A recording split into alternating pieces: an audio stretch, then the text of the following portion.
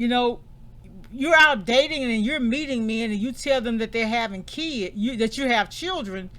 Their desire may not be for you, it may actually be for one of your children. So it's best to always be careful. You go to bed at night, and if you sleep sound, that man can get out of the bed and then go and assault one of your children.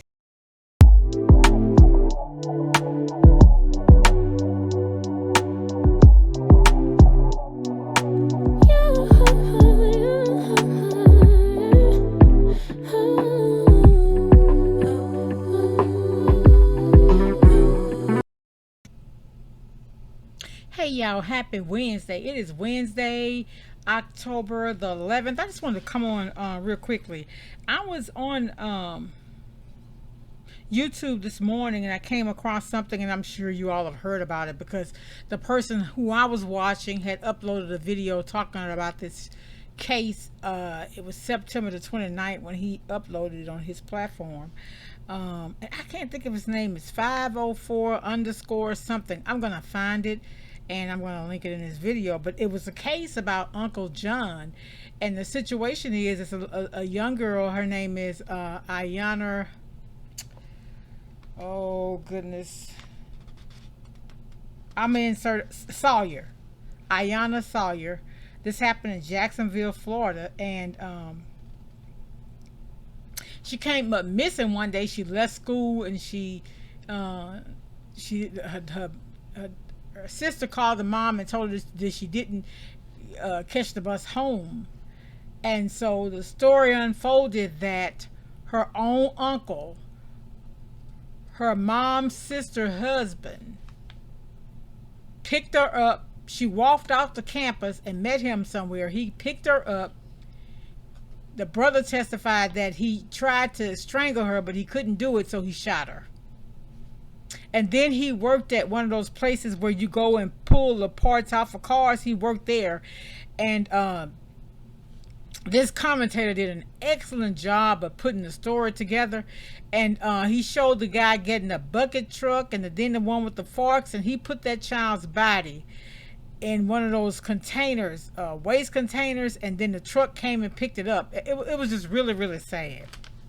And so I just it made me want to talk about something. It's a very touchy subject, and I remember I read a book from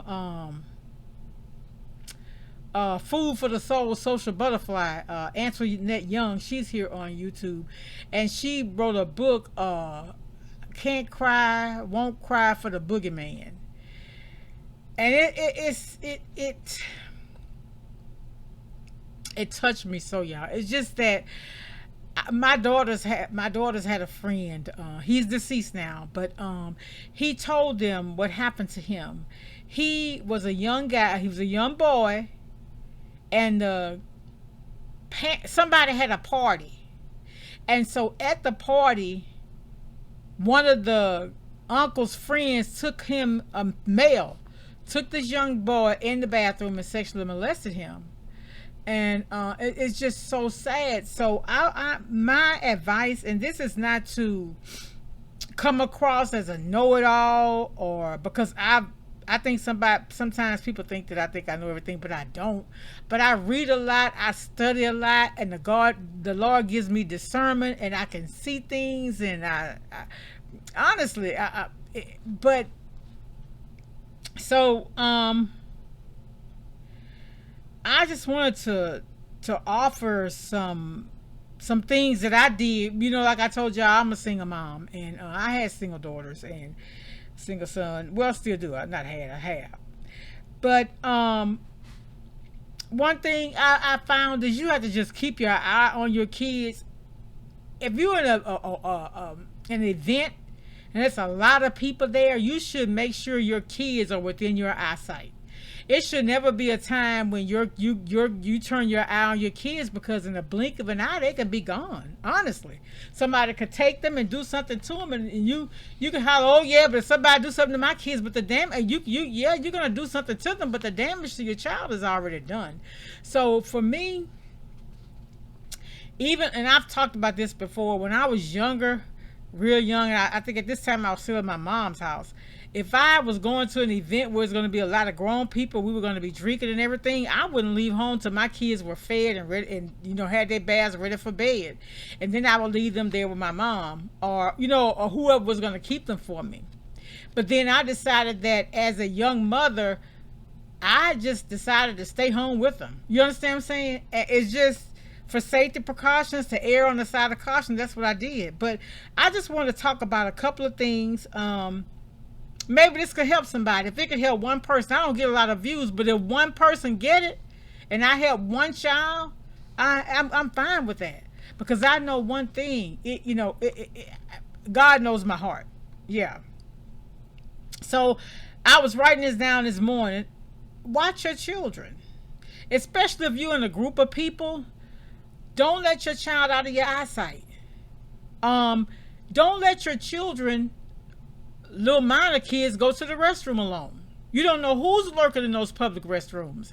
I had a situation, well, not me, I'm sorry, but I read a situation where there was a young girl went to the bathroom at a church, and a guy molested that baby in the bathroom at the church. Remember, a church is an open public building. Anybody could come in when the doors are open, right? So you just have to really, really be careful.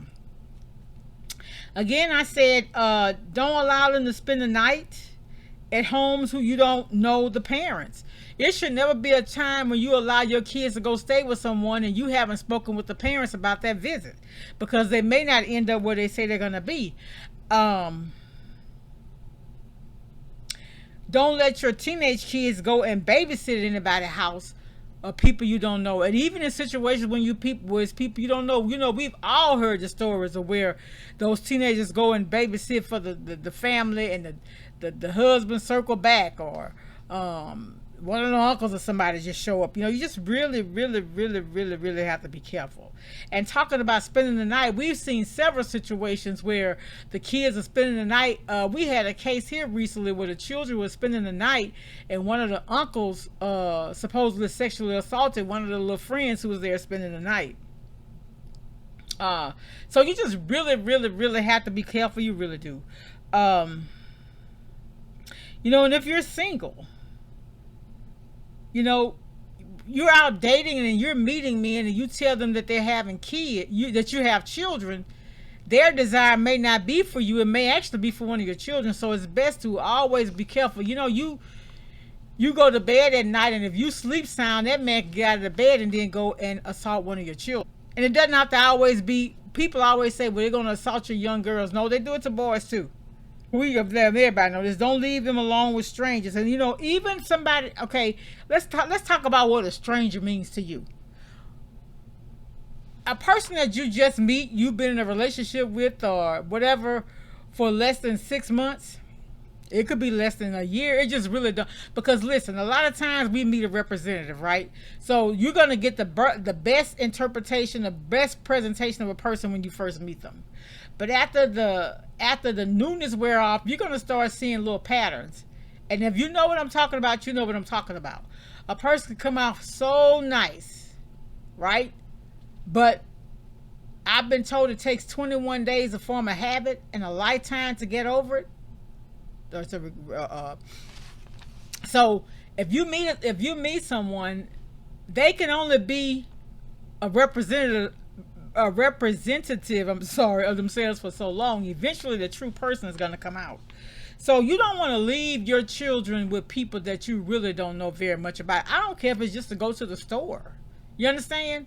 Because most kids are taught to respect their elders, right? So you leave them with somebody older, and they're thinking that they have to do everything that person wants them to do, even if it's a violation. And just being honest, usually special needs children go through that a lot. And then, it's just really sad, but it happens. It happens a lot. A lot of times it happens in the family, a lot of times not. But, sometimes it's people who are around the family so much you consider them like family, so you just have to be careful. And then I'm going to leave with this. I don't want to be too long with it. I remember Micah Basin one time. He was talking about a situation. I don't know if the young lady had called in or something he read or whatever, but I remember the conversation he had.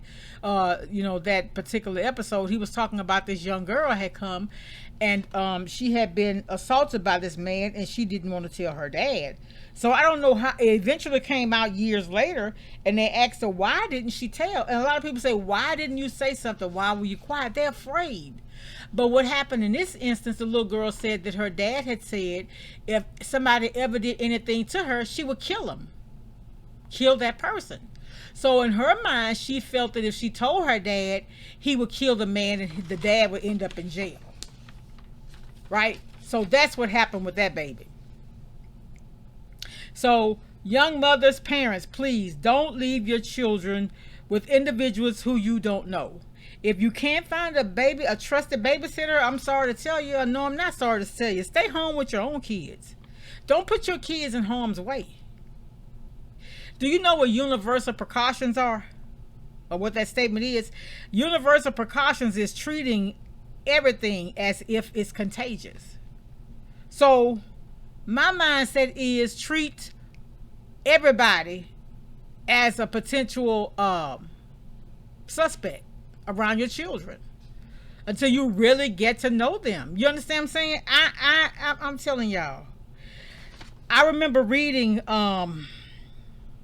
it was a story of a young man. He was an athlete. He was a scouted athlete, and so a coach befriended him, and the coach would take him on different weekends to different schools. He was being scouted and check out the campuses and things like that. Now the young man had a girlfriend back home, but that coach molested him because the coach was actually on the down low. But his situation, his family dynamics was that he was the product of a single family.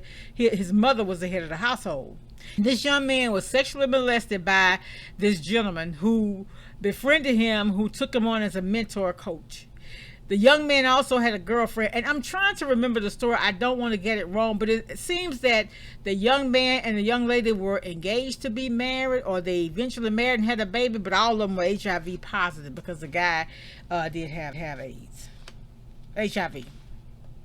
So the story about little Iyana Sawyer, the child was only 15 at the time she ended up missing. She had a 14-year-old sister.